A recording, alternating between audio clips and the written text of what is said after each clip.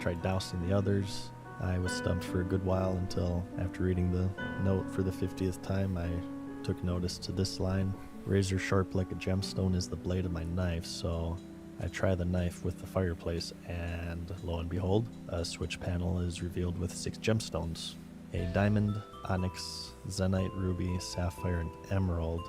Looking at the note once more, the answer lies within this line, as you failed to solve the final letters of this quiz. S for sapphire, D for diamond, Z for zenite, E for emerald, O for onyx, and R for ruby. So clicking these in that order reveals the final key, where you face off mano a mano against the killer in a form of another puzzle. You're in a room with 4 wardrobes and a movable mirror, and he throws daggers from the wardrobes. Pretty simple, as you probably guessed. You push the mirror to reflect the daggers back at him. Upon victory, you come to realize that he is a she. The culprit this whole time was the quest giver, who has a hatred for adventurers and their main character syndrome. The guy she was with was also in on it, and they're about to gank you until they get into an argument, which distracts them long enough for what we thought was another victim to stab them with the Sword of 1,000 Truths. And that's it. As a reward, you get a quest point, XP, some gems, and this was awesome. As far as the standards are for MMOs, even today, this was one of the coolest quests I've ever done. Like I said, I didn't look anything up, so I was feeling rather proud of myself for my accomplishment of elementary puzzle solving. But that, along with the cutscenes, it was presented very well, and this would be a theme for the rest of my gameplay, I would find. As I continued to level my strength and started dealing more than 1 damage, I revisited Lumbridge and went on a questing orgy. I exorcised a ghost, I slayed a vampire, I saved a guy from being turned into a chicken, and I found a magic sword and slayed a demon. Some quests were easy, some took hours to figure out, and others stumped me completely. Like this one where I'm supposed to find this cat. I found her, but the bastard won't let me pick her up. Her kittens are mewing in these crates, but no matter how many times I try, I can't pick it up. And the quest NPCs don't really give me any information, and I'm stumped. Even when I was a kid, I was Jimmy made a video HQ. a while back saying I didn't how find this RuneScape shit out by doesn't need myself. nostalgia, that it stands on its own 2 feet. And I know that I've only really scratched the surface here, but I gotta say that I agree. The world is huge. The little quests I've done are some of the most interesting and fun that I've played in MMOs, even by today's standards. As it turns out, there's like this huge series scene with RuneScape on YouTube, and I definitely understand why now. The quests in this game actually have something to them. Isn't that the most serious thing in the world, but there are these narratives and storylines, and even if they are silly, they feel like adventures, and they're quite memorable. The music is awesome, the systems and skills are interesting and unique, and the game just oozes charm from every orifice, and I'm having a lot of fun with it. They weren't jagging off when they made this. It's not perfect, nothing ever is. I feel like the traveling at times can get really laborious. You see, you have something of a stamina meter right here in the top right, which depletes when you run. Oh, yeah. And when it's out, That's you walk, and you walk very slowly. Yes. I know why it's done. It's the same as with no flying in Old Azeroth. It's to make the world seem big, and the world does seem big in this game. I'm not even saying that it's a flaw, but sometimes I do find myself getting bored traveling from point A to point B. 3 days later. 3 weeks later. Many months later. I'm sure there are ways to improve it. I know that you can teleport if you level up magic, or maybe if you run naked or something, it drains slower. Or maybe there's an item or a potion that you can get or craft, but as someone who's trying to not look anything up, I personally have not found it yet. The game also has bonds, which are the equivalent of the WoW token. You buy them with gold and use them to gain membership time, or you can buy them with real money and then sell them for gold in the auction house. So there is a paid element here. Those of you who've watched, I don't know, 1 video on my channel probably know I don't care for stuff like this. Told you so, by the way. I think it kind of defeats the purpose of an RPG if you're able to buy progression. It sort of feels like the most efficient way to progress is with your wallet instead of your time, which isn't as satisfying. I guess I don't care about it as much in RuneScape because I'm not emotionally attached to it like I am with WoW, for one, but also just because I'm not familiar with it really. Like in Classic, it's really bad because combined with GDKPs and arena carries, You can literally buy the best gear in the game with your credit card. It's like, are there even raids in RuneScape? Do they have the best gear? Are there GDKP runs? Is the PvP competitive? I don't know, I just can't imagine watching a RuneScape PvP video and being like, oh my god, bro. Did you see how he switched from lunge to slash? That was some top tier shit.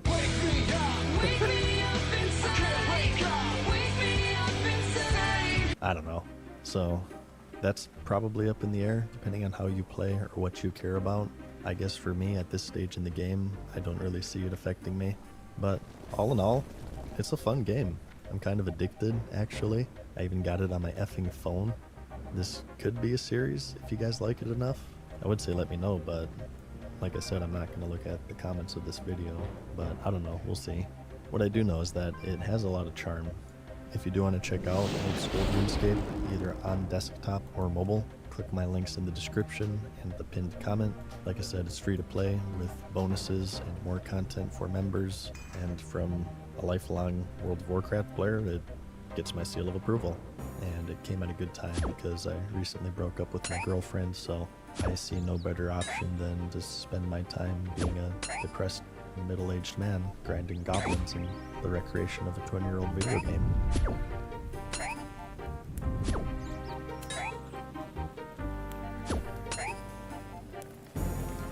Farewell for now, mortals. We hope you enjoyed today's video. See you again soon.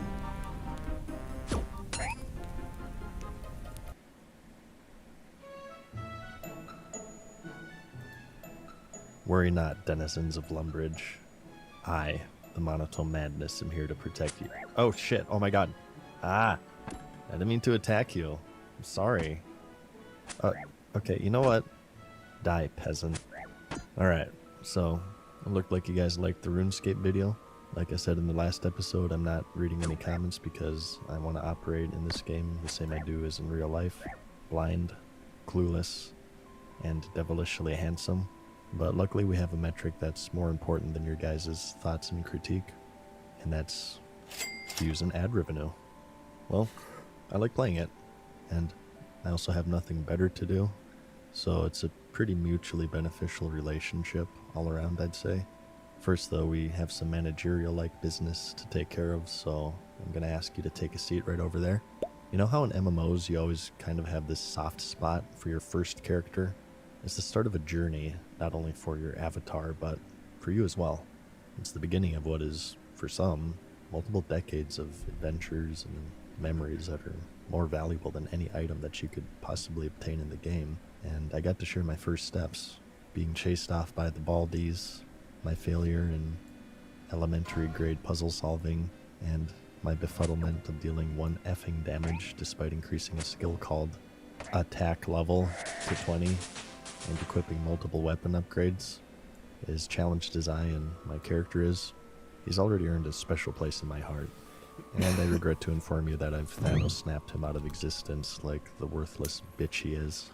And the reason for that is, as I've been informed by my friend, that for the first time in my life, I've made a mistake. Apparently, Iron Man mode in the world of RuneScape is different than in World of Warcraft.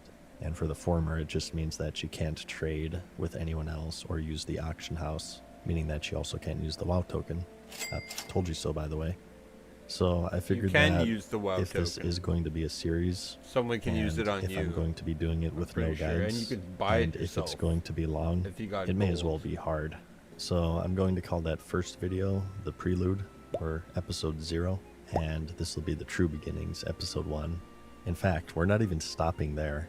Because we are hardcore in real life, we will also be a hardcore Iron Man, which has the same restrictions aside from only having 1 life. Yeah, go ahead and let that jaw drop to the floor. But before you get too excited, if you die as a hardcore Iron Man, it's not over. You just get downgraded to a softcore Iron Man. So I figured that I may as well give it an attempt. There's really nothing to lose. And on the very small chance that I do die, the series will continue as just a normal Iron Man. So it kind of sucks to start over, but I figure that it's not too bad, as it is the very start of the game. I think if I don't do this now, I'll regret it later on down the line. I understand that this may upset some of you, And I just wanted you to know that the best place to air these frustrations is in the comments. Because I'm not reading that shit. Oh, God.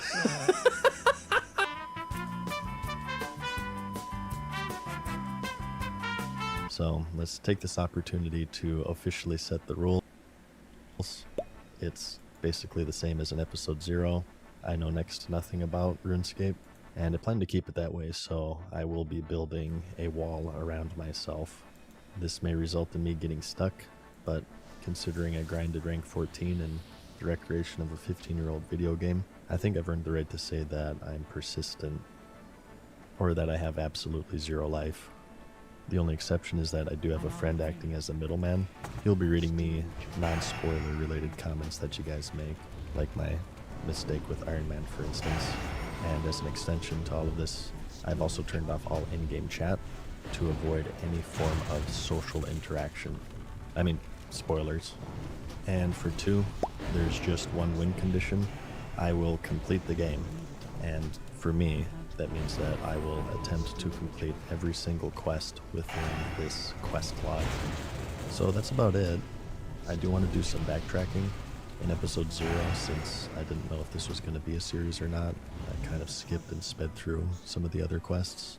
Unfortunately, I am missing footage for some, so I'll have to recreate those with my Iron Man character, so excuse any inconsistencies because we'll kind of switch between characters here for a bit for the first couple of episodes, but it shouldn't be too bad. I'll let you know when my Iron Man has surpassed my first character. So I'm out looking for quests, and I run into this guy who asks me to enlighten you guys on the premier learning platform for backend web development, Boot.dev.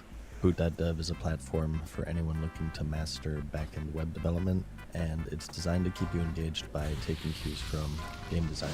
You'll find courses that teach you backend web development using Python and Go, right from the basics to more advanced concepts. The lessons are designed such that you're not just passively learning, but you're actually coding, which is the best way to learn. And the reason why I keep working with them is that their mission is to make coding as engaging as possible by making it very RPG-like, which I think will resonate really well with a lot of you. It has levels to complete and achievements to unlock, and because it's also self-paced, you can learn at your own speed. If you get into trouble, they have both an AI to help as well as an active Discord community to guide you through whatever concept you're struggling with. And they also offer a 30-day no questions asked.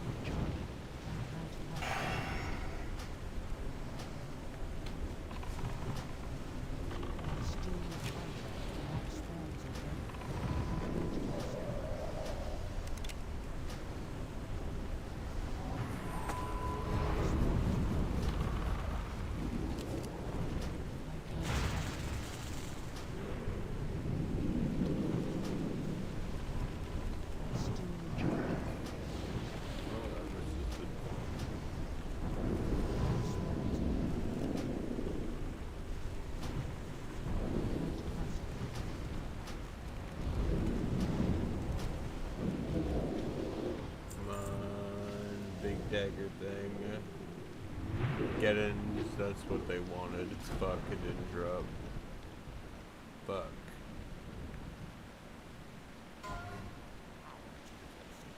Another successor. Roll for nature resistance. Never mind, we're not getting that.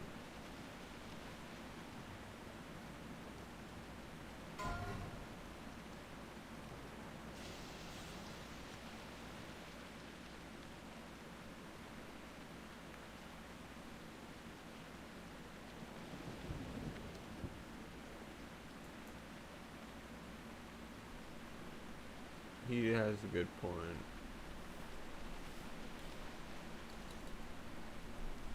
It could be used for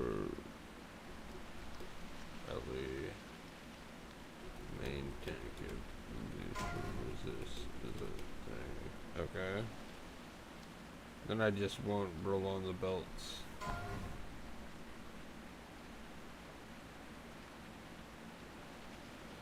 To make it equal.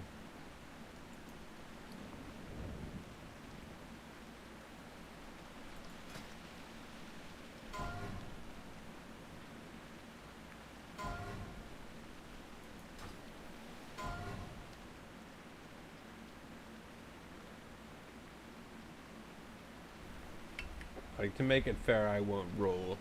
I'm not rolling on the damn builds, okay? I don't got the build even for, like, any spec, but... if I got the one item, raid leader says I could get that, sure, I won't roll.